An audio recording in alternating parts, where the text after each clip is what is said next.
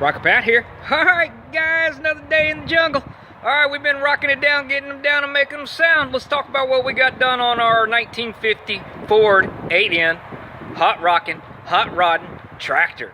Alright, let's see what I got done. The first thing I have done was I got it in the garage and I drained all the old engine oil out and put a new oil filter in it. I spent 2 days draining the hydraulic oil out of this thing. I must have got about at least 5 gallons of water out of the transmission and the rear end hydraulic pump area. I did refill it with what is probably not the correct oil.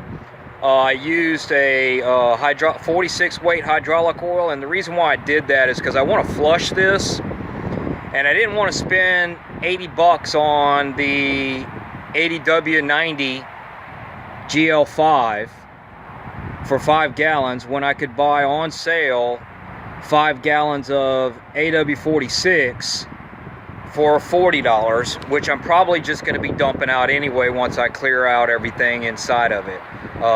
Just made more sense that way to me. Instead of wasting a bunch of money, I could end up changing the oil twice on this thing and having as much money as what it's going to cost me to rebuild the hydraulic pump if I ever need to rebuild the hydraulic pump. So I didn't want to do that. All right, some things that I did get done for safety reasons. I went ahead and got the neutral safety switch taken care of, starter switch. If this thing is in any gear other than neutral, you cannot push that button down. That's real good, because you're standing there and this thing's in gear and it runs you over with a big fat tire. All right, so I got that done. All that nasty wiring they had up in here coming from this alternator. This alternator is a externally regulated alternator. I'm gonna take this off and put an internal regulated alternator in it. And then all I'm gonna have to do is just come from the wire here over here, and it'll self-excite at about 800 RPM. Not a problem there. Let's see what else I got done. I came over here, and this is a piece of fusible link. Guys, if you are putting wiring on anything, please put a fusible link at your main power, because, well, I seen a guy over there on Cars and Camera, and they rewired this golf cart thing, and they forgot to put their fuse panel in, and then they put it on the negative side. Well, that ain't doing you any good at all. If this wire chafes up underneath this right here at any time, it needs to be protected. We had a ignition switch here that you turn key because they didn't have the starter switch hooked up properly. I've eliminated that, and right now all I have is a toggle switch to turn it on and off. That's good enough for me right now. I'm not trying to restore this bad boy right at the moment, and that's what I'm going to use. So that's what I got going on there. I have driven it down the road. It runs fine. It moves up and down the road fine. Over here, I still need to... I'm going to order a new carburetor kit this week. I think I'm having an issue with the needle not sealing, and I'm getting a little bit of fuel through if I don't shut off the shut-off valve. Another problem I'm having is there's a piece of trash or something that keeps floating over the intake of my fuel line, and twice now I've had to stop, unhook the fuel line, and back blow to get the trash out of the way. So I still need to take that tank and clean that up and do whatever it is I need to do in that zone to get that right. I need to get this. This is a 12-volt internal resistor coil. I don't know what that is. I'm just going to take this one off. I took this off a boat a long time ago, and it's going to go in that place, but I just haven't done it now. You know, you do what you do. When you get it done, you get it done. This week I am going to order a new carburetor kit, and I'm going to order a new pipe that comes up here to the air cleaner, and I'm going to order a new air cleaner because the air cleaner is rotted away where the pipe comes in, and I'm just going to order a new one, make it easy on myself. I'm also going to be ordering a new shift boot. I'm going to order a new dipstick for the hydraulic oil, and I'm going to be ordering a couple of new tires as well for the rear end. I found a place where I can get this tire for $205 plus shipping, and that's what I'm going to do. They're not Goodyears, they're not Firestones, they're Carlisle or something like that, Chinese off-brand. I don't care, whatever it is, as long as it's cheap, get it to my door. All right, well, let's see what it does when we try to start this bad boy, and I'll show you it running. Toggle switch down, that's on.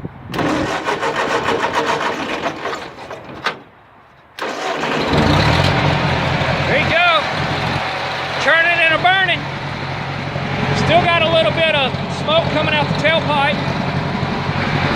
and I still got some coming out the breather.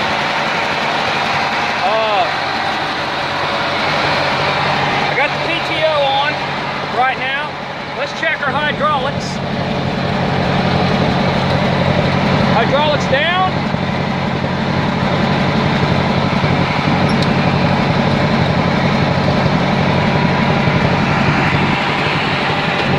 Oh, sorry, I didn't have the PTO on. Hydraulics up. Hydraulics down.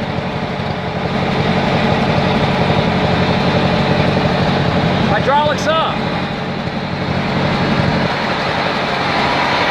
We got good oil pressure. The clutch works great. PTO's turning and burning. And we got a little bit of smoke out the tailpipe. All right, let me turn it off real quick, and then we'll keep talking. All right, my buddy today brought me a new top link. Didn't cost me a penny. So I got that for free. And if you see, I got a new implement right here. I already had the ball fits for my truck and everything. This is going to be handy for when I get ready to move that thing around.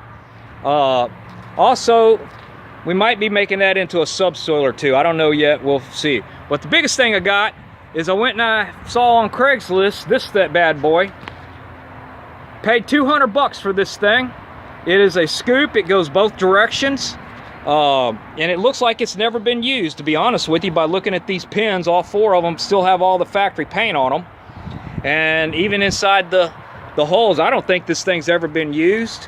And for 200 bucks versus the 500 or 600 bucks I see them at Northern Tool, Tractor Supply, places like that. Yeah, baby. I went to the other side of town yesterday and picked this bad boy up. This is going to work out real good when I get ready to get a big truckload of gravel delivered up to my property and leg it. Also, my buddy next door, he got me a boom, a big boom to come out here. So I got that for free as well. $200 for the scoop, $40 for this trailer hitch. The guy had that at the same time. I didn't even argue with him. Here's 40 bucks. Thank you very much, sir. I'm pretty low in this thing. So far on this tractor, the tractor itself, all I have spent was $40 on gear or hydraulic oil, $12 I think on some diesel, O'Reilly's diesel oil, and 10 bucks on an oil filter. So you do the math there. What's that? 40, about 60 bucks so far in the tractor itself. I already had that switch, and I had the fusible link. So yeah, I'm doing pretty good on this bad boy. I'm real pleased with the way it's operating for me and everything. And still got the box blade to be able to utilize with it too. I left that up. I've already let that sit for several hours, and it seems to be holding pressure. And that makes me happy.